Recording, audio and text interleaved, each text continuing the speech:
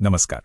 समस्तीपुर विधानसभा चुनाव 2025 ये नतीजे महज कोई हार जीत का आंकड़ा नहीं है। एक राजनीतिक अर्थशास्त्री और डेटा रणनीतिकार के नजरिए से अगर देखें तो ये एक पूरे सिस्टम के ढह जाने की कहानी है।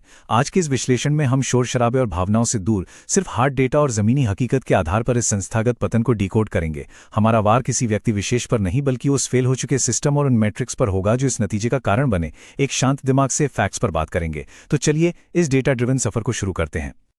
आज हम जिन चीजों पर बात करेंगे उनका रोड मैप बिल्कुल साफ है। हम शुरुआत करेंगे हार के लक्षणों से, फिर समझेंगे जनसांख्यिकी का वो कठोर गणित, जमीनी शिकायतों का असर, कैंडिडेट का इनसाइड आउटसाइड असेसमेंट और अंत में 2030 के लिए एक फुल प्रूफ ब्लूप्रिंट। सबसे पहले आते हैं हमारे पहले हिस्से पर, हार के लक्षण यानी मिट्टी की असली नब्ज क्या कह रही थी। 72.25%। जरा इस नंबर पर गौर कीजिए। ये कोई आम चुनावी उत्साह नहीं था, ये एक खामोश विद्रोह था।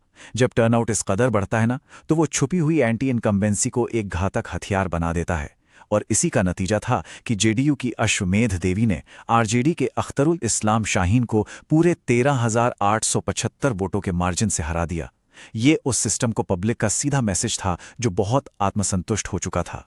अब अगर आपको लगता है कि ये रातों रात हुआ, तो डेटा कुछ और ही कहानी बयां करता है। ये एक दिन का झटका नहीं बल्कि एक दशक लंबा क्रमिक क्षय था। जरा इस ट्रेंड को देखिए। 2015 में जीत का मार्जिन था 31,080 वोट, बहुत सुरक्षित। 2020 आते आते ये सिकुड़कर सिर्फ 4,714 वोट रह गया। और 2025 में सीधा -13,875 का गहरा घाटा। ये साबित करता है कि हार कोई अचानक हुई घटना नहीं थी, बल्कि उस सिस्टम का फेलियर था जो सालों से खोखला हो रहा था। और हम जानते हैं, नंबर्स कभी झूठ नहीं बोलते। अब चलते हैं दूसरे अहम पहलू की तरफ, जनसांख्यिकी का गणित यानी नतीजों की असली बनावट।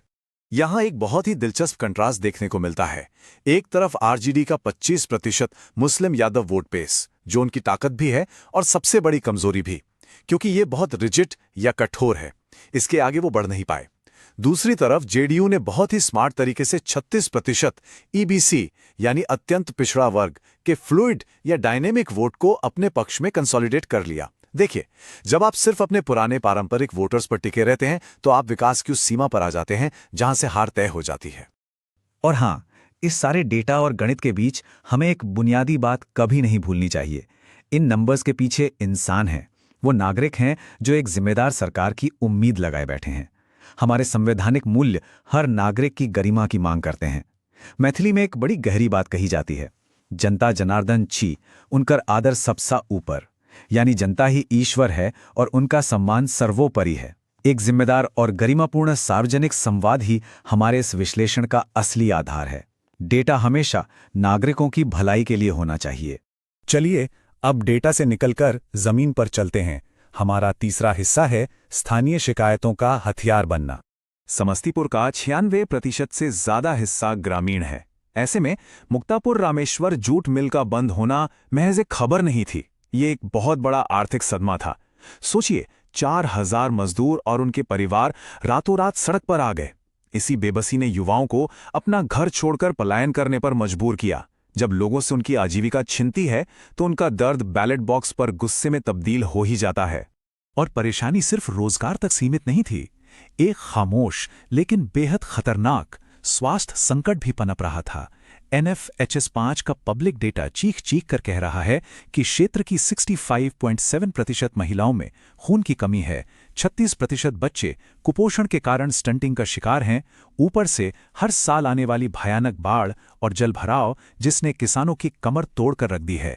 निवर्तमान नेतृत्व इन बुनियादी जीवन मरण के मुद्दों को ना तो राजनैतिक विमर्श का हिस्सा बना पाया और ना ही सुलझा पाया। अब आते हैं अपने चौथे सेगमेंट पर, इनसाइड बनाम आउटसाइड यानी कैंडिडेट का असली स्कोर कार्ड। अगर हम कैंडिडेट की देनदारियों का एक क्लिनिकल असेसमेंट करें तो उनका स्कोर 50 में से महज 32 बैठता है। 3 बार लगातार विधायक रहने की थकान साफ दिख रही थी। ऊपर से 4 पेंडिंग क्रिमिनल केस जो किसी भी तरह से सुशासन के नैरेटिव में फिट नहीं बैठते। और सबसे चौंकाने वाली बात, एक ऐसे क्षेत्र में जहां लोग भयंकर आर्थिक तंगी और पलायन झेल रहे हैं, वहां कैंडिडेट अपनी संपत्ति 1.92 करोड़ रुपए घोषित कर रहे हैं। इस गैप ने आम वोटर और नेता के बीच एक ऐसी खाई पैदा कर दी जिसे पाटा ही नहीं जा सका। उनकी रिटेनेबिलिटी वैसे ही जमीन पर आ चुकी थी। तो अब सवाल है कि आगे क्या? यही हमें हमारे आखिरी और सबसे अहम हिस्से की तरफ ले जाता है, 2030 के लिए ब्लूप्रिंट और इसका सटीक इलाज। 2030 फतह करने के लिए ये 4 चरण की सीढ़ी है, जिसका काम चुनाव से पूरे 730 दिन पहले शुरू हो जाना चाहिए। पहला फेज है स्ट्रक्चरल पर्ज, यानी बुनियादी ढांचे की सफाई। पुरानी सुस्त पड़ चुकी बूथ कमेटियों को बिना किसी रियायत के हटाना होगा और कम से कम 40% युवाओं को आगे लाना होगा। जब तक आप पुरानी मशीनरी नहीं बदलेंगे, नई ऊर्जा नहीं आएगी। खास तौर पर ईबीसी और गैर यादव ओबीसी युवाओं को फ्रंट लाइन पर लाना ही होगा। लेकिन यहां एक बात बिल्कुल साफ कर दूं, जब हम बूथ लेवल पर माइक्रो मैपिंग या परिवारों की शिकायतों का डेटाबेस बनाने की बात करते हैं, तो भारत के डीपीडीपी कानून के तहत लोगों की निजता और उनकी सहमति से कोई समझौता नहीं हो सकता। मैं कोई कानूनी सलाह नहीं दे रहा हूं, लेकिन यह हमारा एक स्पष्ट नैतिक दायित्व है। ग्रासरूट का कोई भी काम लोगों की प्राइवेसी का पूरा सम्मान करते हुए ही होना चाहिए। दूसरे फेज में कैंपेन को सिर्फ जातियों के जोड़ घटाव से बाहर आना होगा। हमें फोकस करना होगा मुक्तापुर मैनिफेस्टो पर। स्थानीय भाषा में कहें तो पेठिया और खेत दुओ बचाव पड़तय, यानी बाजार और खेत दोनों को बचाना होगा। ये कैंपेन सिर्फ खोखले नारों पर नहीं, बल्कि बंद पड़ी मिलों को दोबारा चालू करने और महिलाओं को माइक्रो फाइनेंस एडवोकेसी से जोड़ने पर टिकेगा। पुरानी पैट्रोनेज वाली राजनीति अब इस नई अर्थव्यवस्था में काम नहीं करेगी। और आखिर में आता है फाइनल स्प्रिंट और गेट आउट द वोट। चुनाव के आखिरी 90 दिन, जहां आपको सर्जिकल प्रिसिशन चाहिए, ईबीसी इलाकों में टारगेटेड मेडिकल कैंप्स, हर बूथ अध्यक्ष के लिए डेली टारगेट्स, अफवाहों से निपटने के लिए रैपिड रिस्पॉन्स टीम, और सबसे जरूरी, वोटिंग के दिन last mile transit mapping. JDU के वोट बेस में सैंड लगाने और अपने टारगेट वोटर्स का टर्नआउट 15% तक बढ़ाने का यही इकलौता फूल प्रूफ तरीका है। क्योंकि हवा बनाना अलग बात है और एक एक वोटर को घर से निकालकर बूथ तक लाना बिल्कुल अलग। हम राजनीति के एक ऐसे मोड़ पर खड़े हैं जहां जमीनी हकीकत तेजी से बदल रही है। जो राजनेता इस बदलाव को नहीं समझेंगे, वो इतिहास के पन्नों में सिमट कर रह जाएंगे। आज जरूरत है जनता की तकलीफों को समझने और उनका ठोस समाधान निकालने की। If you want to become a people centric leader and uplift your constituency, get in touch with blueprintstrategies.ai at mgr@blueprintstrategies.ai or call 08042040162. Purpose beyond politics.